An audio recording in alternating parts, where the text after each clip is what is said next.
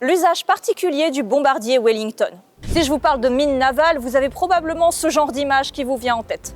Une boule métallique hérissée de pics qui, au moindre contact avec la coque d'un bateau, déclenche l'explosion. Et effectivement, le concept des mines navales, ça existe depuis très longtemps, le XIVe siècle en Chine selon Wikipédia. Mais le modèle dont je vous parle aujourd'hui est différent, allemand et date de la Seconde Guerre mondiale. Ce sont les mines magnétiques. Posées au fond de l'eau, c'était le champ magnétique des coques de bateaux qui déclenchait l'explosion. Plutôt redoutable puisqu'on ne les voit pas de la surface. En 1939, les Anglais mettent la main sur une de ces mines magnétiques échouées sur la rive de la Tamise. C'est Charles Goodeve et son équipe qui seront chargés de trouver des méthodes pour les contrecarrer. Le Double L Sweep est l'une d'entre elles et consiste à draguer un câble électrique avec 2 navires à coque en bois. Le fort courant déclenche alors les mines. Boum!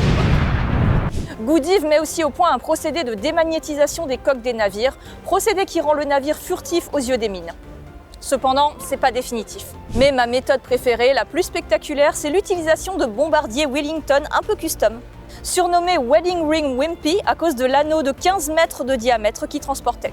Cet anneau, même si c'est très stylé, n'est pas juste là pour faire joli. C'est une bobine magnétique, oui, un gros aimant. L'idée est de faire voler cet avion très bas, une dizaine de mètres au-dessus de la mer, afin de déclencher l'explosion des mines magnétiques. Utilisé pendant la bataille de France, l'un de ces Wellington sera détaché au Moyen-Orient et servira de modèle pour en créer d'autres sur place.